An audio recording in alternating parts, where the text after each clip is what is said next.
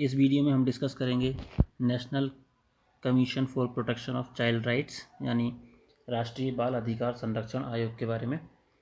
Unit number 10 का ये एक टॉपिक है MPPSC प्रीलिम्स के लिए।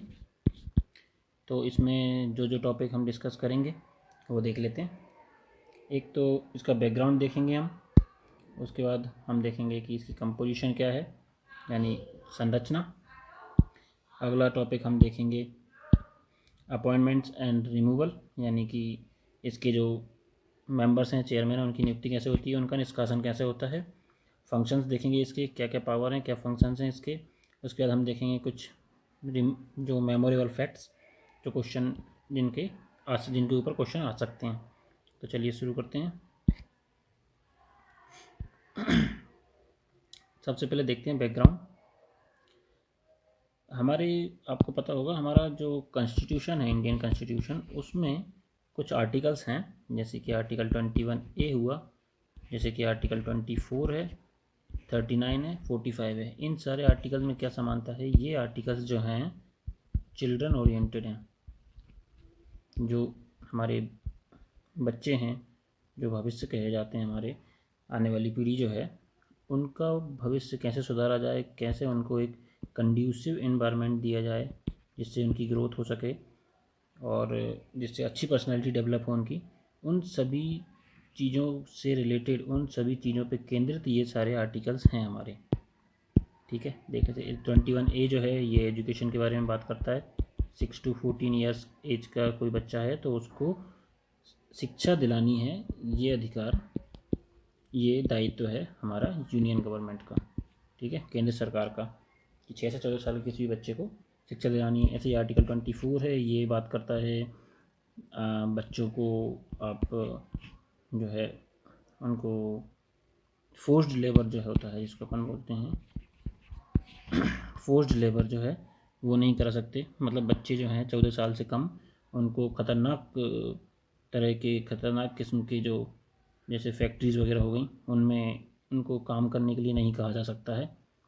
आर्टिकल 39 जो है ये बोलता है कि बच्चों के लिए एक उनके चाइल्डहुड को बचाने के लिए, उनको चाइल्डहुड अच्छे से बीते, उसके लिए जो है इन्वायरमेंट अच्छा देना, ये जो है स्टेट का दायित्व है। आर्टिकल 45 जो है वो भी बात करता है चिल्ड्रंस के राइट्स से रिलेटेड। तो इन्हीं आर्टिकल्स को अचीव करने के लिए, यानी इन आर्टिकल्स में जो चीज़ लिखी हुई है उसको पाने के लिए, हमारे जो बच्चे हैं, आने वाली पीढ़ी है, उनको ये अधिकार देने के लिए गवर्नमेंट ने एक कदम उठाया और commission for protection of child rights यानी कि बाल अधिकार संरक्षण अधिनियम एक्ट 2005 लेके आया। इस एक्ट में क्या था, इस एक्ट में लिखा हुआ था कि एक नेशनल कमीशन बनेगा प्रोटेक्शन ऑफ चाइल्ड राइट्स, यानी बाल अधिकारों के संरक्षण के लिए एक कमीशन बनाया जाएगा। और वो कमीशन बना 5 मार्च 2007 को। ठीक है, अब ये कमीशन क्या होगा, क्या इसके दायित्व रहेंगे, क्या इसके पावर हैं, ये सारे इस एक्ट में लिखा रहेगा। तो इस तरह से हमारा national commission for protection of child rights यानी बाल अधिकार संरक्षण अधिनियम, बाल अधिकार संरक्षण आयोग जो है बना। ठीक है, ये एक स्टेट्यूटरी बॉडी है। स्टेट्यूटरी बॉडी मतलब वैधानिक निकाय है ये। ठीक है, ये वैधानिक निकाय है। क्यों है निकाय वैधानिक? क्योंकि इसका कॉन्स्टिट्यूशन में यानी कि संविधान में कहीं नहीं लिखा है कि एक NCPCR बनाया जाएगा। जैसे संविधान में CAG के बारे में लिखा है, जैसे संविधान में प्रेसिडेंट के बारे में लिखा है, जैसे संविधान में CEC के बारे में लिखा है, मतलब अपना इलेक्शन कमिश्नर के बारे में लिखा है। ठीक है, नियंत्रक लेखापाल के बारे में लिखा है। वैसा कॉन्स्टिट्यूशन में कहीं नहीं लिखा है कि एक NCPCR बनाया जाएगा। ये तो हमने बनाया है, एक commission for protection of child right act लेके आए हैं हम, उससे बनाया है। तो एक्ट के थ्रू अगर कोई भी निकाय या कोई भी बॉडी बनती है तो उसको बोला जाता है वैधानिक निकाय। तो इस तरह से NCPCR एक वैधानिक निकाय है। ठीक है, यानी कि स्टेट्यूटरी बॉडी है ये कोई कॉन्स्टिट्यूशनल बॉडी नहीं है, ये एक स्टेट्यूटरी बॉडी है। ठीक है, अच्छा एक चीज़ और है, इस जो अपना ये जो एक्ट है NCPCR एक्ट है, इसमें एक बच्चे की परिभाषा क्या है, यानी एक चाइल्ड जो है किसको कहेंगे हम इस एक्ट के अकॉर्डिंग? इस एक्ट के अकॉर्डिंग 18 साल से कोई भी कम का बच्चा है, कोई भी 18 साल से इसका कम का बच्चा है, उसको हम बोलेंगे चाइल्ड। ठीक है, देखिए इस चीज़ को इसलिए बता रहे हैं क्योंकि चाइल्ड की डेफिनेशन जो है इंडिया में काफ़ी सारी हैं। फॉर एग्जांपल अब देख सकते हैं, अगर हम शादी की बात करें यानी कि मैट्रिमोनियल, अगर मैट्रिमोनियल जो है हमारे इशूज़ उनकी बात करें तो हम 21 साल जो है माना गया है, 21 साल से कम जो है उसको माइनर माना गया है, यानी कि बच्चा माना गया है 21 साल से कम, और लेडीज़ में 18 साल से कम। ओके, इसके बाद अगर हम एम्प्लॉयमेंट के उसमें देख लें तो 14 साल से कम उसको आप हैजार्डस एक्टिविटीज़ यानी खतरनाक कार्यकलापों में नहीं रख सकते हैं, तो 14 साल से कम है वो। उसी तरह यहाँ पे यानी कि चाइल्ड राइट प्रोटेक्शन एक्ट में 18 साल से कम उसको माना गया है। ठीक है, तो ये अलग अलग एज, अलग अलग फील्ड में अलग अलग डेफिनेशन हैं चिल्ड्रंस की, यानी बच्चों की। 14 साल से कम है, किसी में 18 साल से कम है, किसी में 21 साल से कम है। तो इस तरह से NCPCR एक्ट में 18 साल से कम का कोई भी बच्चा है उसको चाइल्ड बोला गया है, 18 साल से बड़ा है तो उसको एडल्ट बोला गया है। अगला देखते हैं कंपोजिशन। कंपोजिशन में देखते हैं कमीशन कैसे बना हुआ है। कमीशन किस किस से मिलकर बना है? कमीशन में एक है चेयरमैन और 6 रहेंगे मेंबर्स।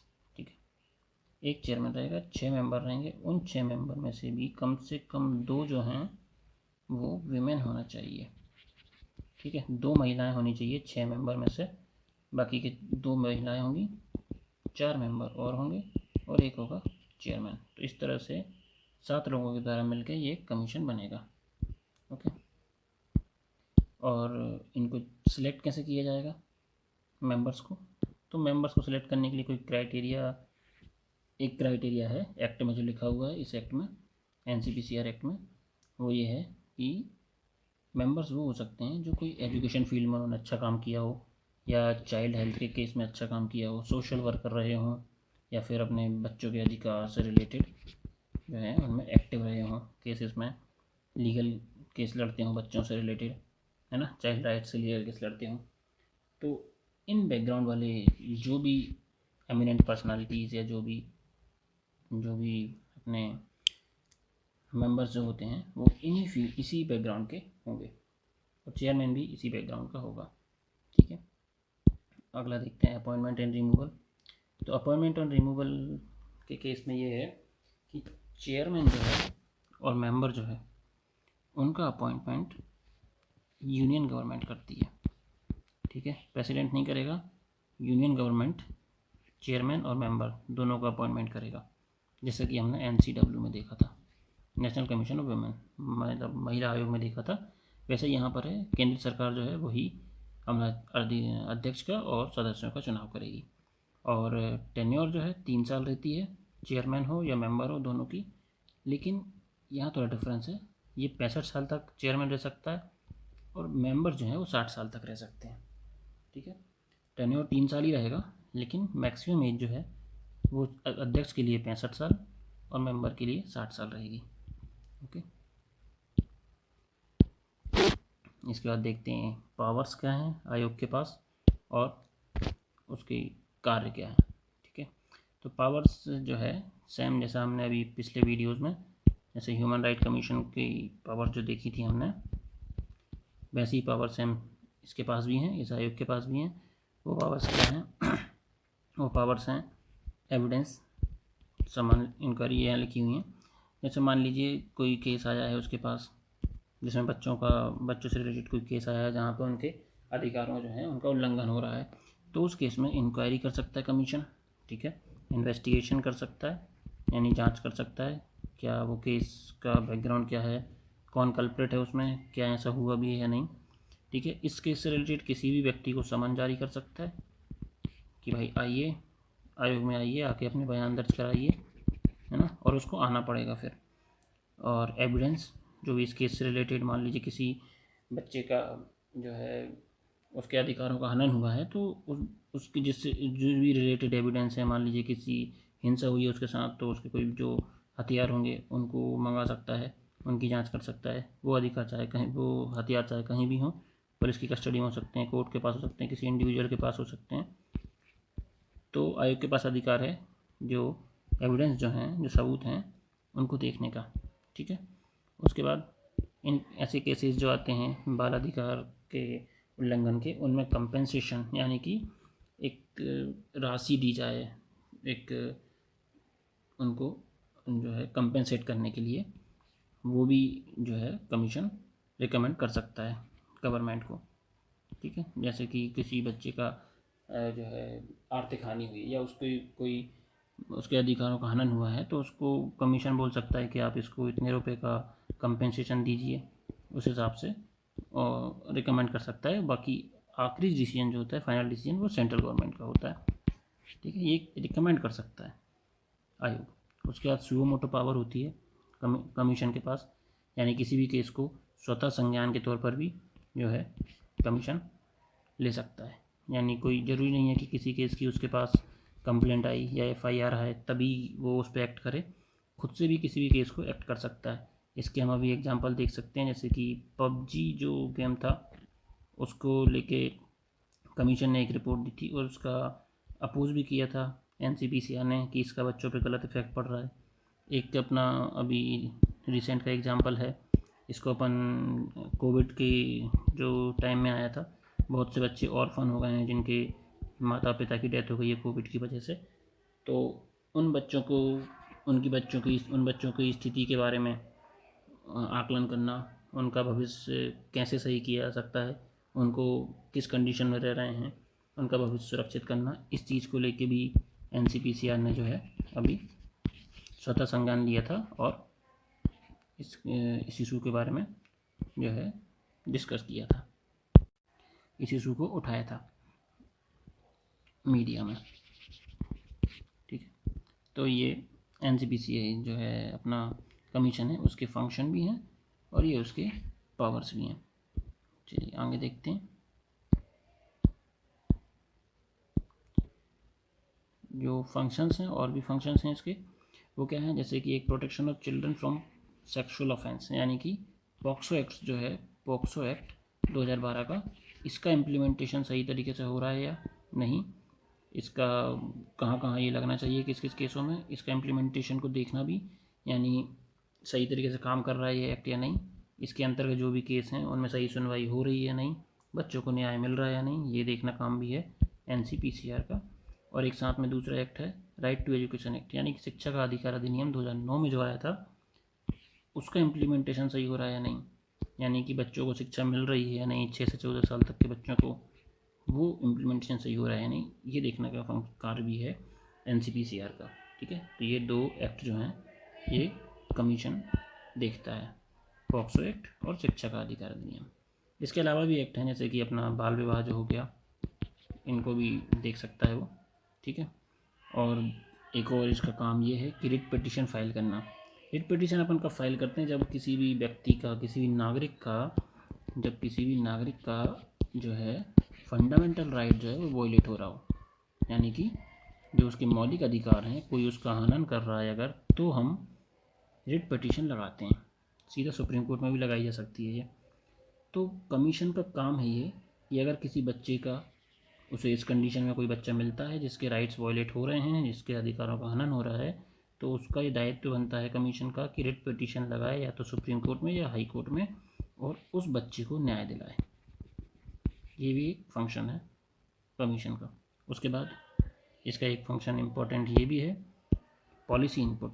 जो अपनी यूनियन गवर्नमेंट है वो जो भी पॉलिसी बनाती है या कोई नई स्कीम लेके आती है चिल्ड्रंस के लिए, तो उसमें पॉलिसी इनपुट देना एनसीपीसीआर का काम है, जिससे बच्चों को और अच्छे से, बच्चों को और ज़्यादा लाभ हो, उनके लिए जो भी पॉलिसी बन रही है वो ज़्यादा लाभदायक रहे। तो ये एनसीपीसीआर का एक और काम है। उसके बाद inquiry into complaints about violation of child right, जो भी केसेस आते हैं चिल्ड्रन से रिलेटेड, जिससे उनका राइट वॉलेट हो रहा है जिन केसेस में, उनमें इंक्वायरी करना, इन्वेस्टिगेशन करना, एविडेंस, ये सब चीज़ें यहाँ पे अपन डिस्कस कर चुके हैं। एविडेंस मंगाना, समन करना, पब्लिक रिकॉर्ड भी मंगा सकता है वो। तो ये भी एनसीपीसीआर का एक फंक्शन है। तो ये हमने आयोग के फंक्शन देख लिए हैं सारे। और उसकी पावर भी देख ली है, फंक्शन हो गए, साथ में पावर भी देख ली हमने। ओके, नेक्स्ट बढ़ते हैं आगे। अब कुछ फैक्ट्स देख लेते हैं जो अपने एग्ज़ाम में आ सकते हैं सीधे सीधे। तो अभी एनसीपीसीआर जो है उसकी करंट जो है करंट चेयरमैन जो है एनसीपीसीआर के, वो जो हैं प्रियंक कानूनगो। ये अभी एनसीपीसीआर के करंट चेयरमैन हैं।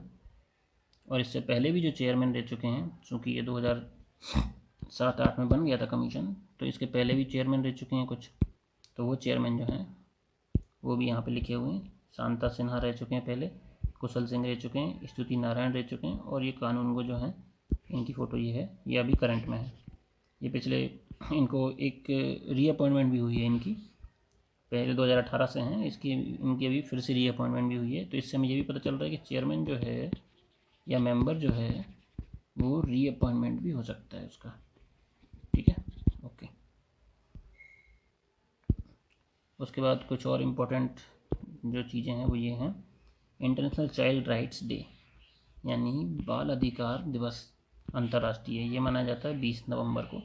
ये इंपॉर्टेंट क्वेश्चन है, एमपीपीएससी ऐसे क्वेश्चन पहले भी पूछ चुका है, अभी भी संभावना है पूछने की। तो ये याद रखिए 20 नवंबर को बाल अधिकार दिवस मनाया जाता है।